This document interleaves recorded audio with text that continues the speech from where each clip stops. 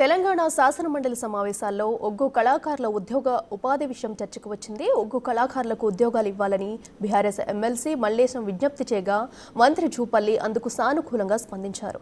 దీనికి సంబంధించి రివ్యూ నిర్వహించి కళాభారతి కింద ఉపాధి కల్పిస్తామని హామీ ఇచ్చారు జూపల్లి.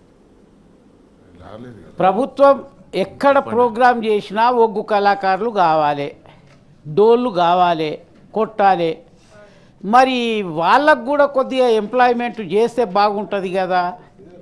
అదన్న ఒక మాట మాకు మంత్రి గారు, మా కృష్ణారావు అన్న ఇక్కడనే ఉన్నారు, కొద్దిగా మాకు సభాముఖంగా చేస్తే మా వాళ్ళు కూడా కొద్దిగా హర్షిస్తారు అని చెప్పి మా కృష్ణారావు అన్నకు వేడుకుంటున్నాం. ఆనరబుల్ మినిస్టర్ గారు, ఇప్పుడు కళాభారతి అనేటువంటిది ఒక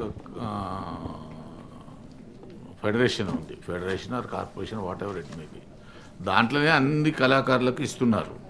మరి దాంట్లో వాళ్ళది కూడా ఉందా, లేకపోతే చేర్చండి. దీనికి సంబంధించి కూడా సమీక్ష చేసి డెఫినెట్గా వాళ్ళకు కూడా న్యాయం చేసే కార్యక్రమం చేయడం జరుగుతుంది. ఓకే, సమీక్ష చేసి రాలేదు కదా.